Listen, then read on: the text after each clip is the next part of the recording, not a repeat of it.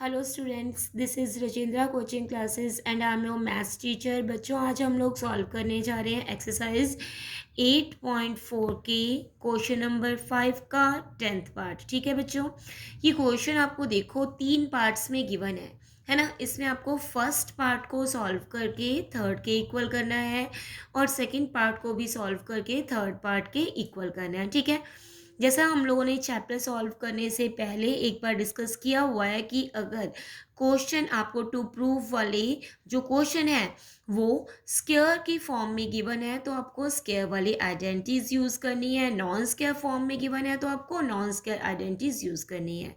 ठीक है, तो यहाँ पे आपको क्योंकि ये स्क्वायर की फॉर्म में गिवन है तो हम लोग स्क्वायर वाली आइडेंटिटीज यूज करेंगे। ठीक है, तो ये बनेगा 1 + tan² a is equals to sec square A. ठीक है, ये LHS हम लोग सॉल्व कर रहे हैं। यहाँ पे ये गिवन है, देखो आपको ये आइडेंटिटीज याद होनी चाहिए पहले। That is sec square A minus tan² a is equals to 1। ये आइडेंटिटी यूज कर सकते हैं ना हम लोग। ये tan² a इधर माइनस में है, इधर आके प्लस हो जाएगा, तो sec square A is equals to 1 + tan² a। ठीक है ना। अब यहाँ पे मैं 1 + tan² की जगह मैंने क्या यूज कर लिया, सेक स्क्वायर ए यूज कर लिया। ओके, और 1 + cot²। आपको आइडेंटिटी याद होगी कि cosec square A minus cot square A is equals to 1। Cot क्या है, ये इधर माइनस में, इक्वल्स टू के इधर आगे प्लस में हो जाएगा, तो cosec square A is equals to 1 + cot² A. इसका मतलब क्या है कि 1 + cot² ए की जगह पे हम लोग क्या है, कॉसेक स्क्वायर ए यहाँ पे लिख सकते हैं। ठीक है, तो यानी कि 1 + cot² ऊपर है तो मैं इसे लिख सकती हूँ यहाँ पे कॉसेक स्क्वायर ए। यहाँ तक तो क्लियर है। आपको लेकर के क्या आना है, tan² a मीन टू से आप क्या लेकर के आ सकते हो, sin² अपॉन cos²। ठीक है, अब हम लोग देखो क्या लिख सकते हैं, सेक को क्या लिख सकते हैं, सेक स्क्वायर को 1/cos² लिख सकते हैं क्योंकि वो उसका रेसिप्रोकल होता है ना। और यहाँ पे कॉसेक को हम लोग क्या लिख सकते हैं, 1/sin² a लिख सकते हैं। ठीक है, अब ये दोनों टर्म्स क्या है, P/Q के फॉर्म में आ गई, दोनों डिवाइड में है, तो क्या होगा, बीच में जो साइन है डिवाइड का वो चेंज हो जाएगा, मल्टीप्लाई का हो जाएगा, और जो लास्ट वाली टर्म है इसका रेसिप्रोकल हो जाएगा। तो ये क्या बन जाएगा, 1/cos² a multiply by sin² a upon 1। ठीक है ना बच्चों, तो ये sin² a इंटू 1 sin² आ जाएगा, और cos² a into 1 is equals to cos² a। अब sin² a upon cos² a is equals to आपको पता है tan² a। ठीक है, यहाँ पे बच्चों हमने क्या किया, फर्स्ट पार्ट को सॉल्व करके थर्ड पार्ट के इक्वल क्या कर दिया, वो प्रूफ कर दिया। ठीक है, अब हम लोग इस सेकंड पार्ट को सॉल्व करेंगे और थर्ड पार्ट के इक्वल करेंगे। ठीक, अब देखो मैंने कहा है कि अगर ये नॉन स्क्वायर टर्म है तो आपको क्या करना है, नॉन स्क्वायर वाली आइडेंटिटीज को यूज करना है। ठीक है, ये होल स्क्वायर है, सो हमने इसका सेकंड पार्ट शुरू किया। ये LHS, ये भी सेकंड पार्ट में ही आएगा, सॉरी सेकंड पार्ट भी LHS में ही आएगा। यहाँ पे आपको गिवन है 1 - tan a, 1 - tan a upon 1 - cot a का होल स्क्वायर। आपको पता है ना कि tan a is equals to sin a upon cos a। ठीक है, और ये भी आपको पता है cot a is equals to cos a upon sin a, because जो cot होता है वो tan का रेसिप्रोकल होता है ना। आगे चलो सॉल्व करते हैं इसे, तो ये क्या बन जाएगा, 1 - tan की जगह पे मैं क्या लिख सकती हूँ, sin अपॉन cos लिख सकती हूँ ना। तो मैं tan की जगह पे क्या लिखूंगी, sin अपॉन cos यूज करूंगी, तो ये बन जाएगा 1 - sin a upon cos a whole upon 1 - cos a upon sin a। ठीक है, whole square as it is रहेगा।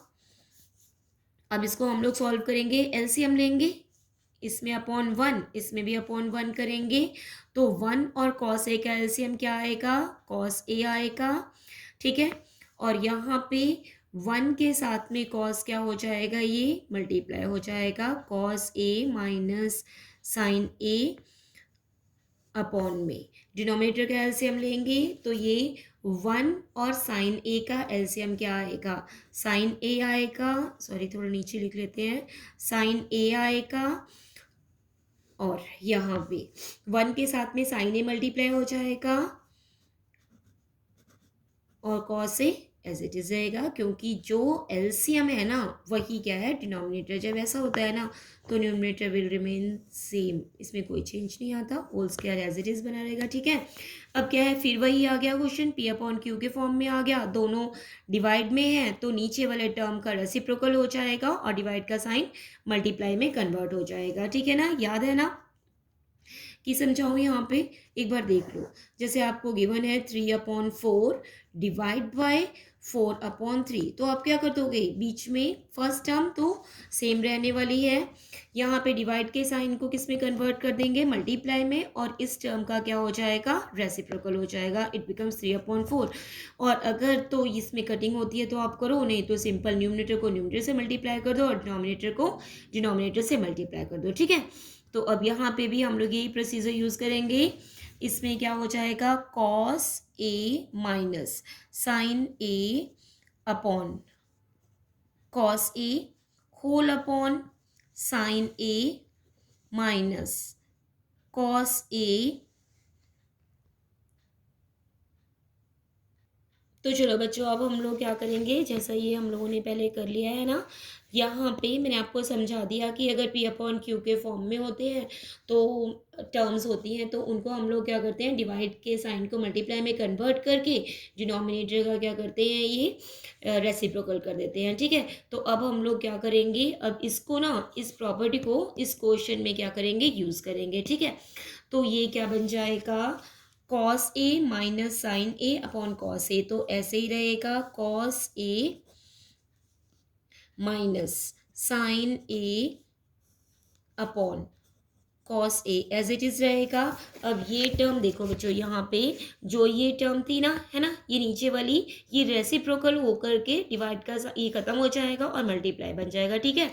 तो ये क्या बन जाएगा, मल्टीप्लाई साइन ए ऊपर आ जाएगा और नीचे क्या आ जाएगा, sign A minus cos A whole square, ठीक है। अब हम लोग क्या करेंगे, देखो साइन अपॉन कॉस, ये हमारा मतलब टेन हमारा थर्ड पार्ट था ना, टेन था हमारा थर्ड पार्ट, हमें इसके इक्वल प्रूफ करना था, तो यहाँ पे हमारा साइन अपॉन कॉस तो आया हुआ है, ठीक है। अब हमें क्या करना है, इसको इसके साथ कट करना है, पर प्रॉब्लम क्या आ रही है, यहाँ पे साइन का देखो डिफरेंस आ रहा है, कॉस ए माइनस साइन ए, और यहाँ पे क्या आ रहा है, sign A minus cos A. तो हम लोग क्या करते हैं, माइनस के साइन को कॉमन ले लेते हैं, ठीक है। मैंने माइनस के साइन को कॉमन ले लिया, ब्रैकेट के अंदर ये क्या बन जाएगा, cos A minus sine A upon बन जाएगा ये कॉस ए माइनस साइन ए, ठीक है। अब इसमें देखो, ये जो टर्म प्लस में थी ये माइनस में हो गई है ना, माइनस का साइन कॉमन लेने की वजह से मल्टीप्लाई एज इट इज रहेगा, साइन ए अपॉन कॉस ए, ठीक है। होल स्क्वायर भी ऐसे ही रहेगा। अब हमने डिनोमिनेटर सेम कर लिया, माइनस का साइन लेकर के, ये कैंसिल हो गया, इसकी जगह पे 1 आ जाएगा, तो -1 multiply by sine A upon cos A का होल स्क्वायर, ठीक है। -1 से मल्टीप्लाई करेंगे तो ये क्या बन जाएगा, -10 ए का होल स्क्वायर, क्योंकि आपको पता है कि साइन अपॉन कॉस क्या होता है, 10 ए होता है, ठीक है। अब जब माइनस वाले टर्म का स्क्वायर होगा तो वो क्या हो जाएगा, पॉजिटिव हो जाएगी ना, और 10 ए का होल स्क्वायर है तो ये क्या बन जाएगा, पॉजिटिव 10 स्क्वायर ए। ये क्या था, यही बच्चों आपका थर्ड पार्ट था ना, थर्ड पार्ट। तो हमने क्या किया, यहाँ पे फर्स्ट पार्ट को सॉल्व करके हमने थर्ड पार्ट के इक्वल प्रूव कर दिया और सेकंड पार्ट को भी सॉल्व करके थर्ड पार्ट के इक्वल प्रूव कर दिया, ठीक है।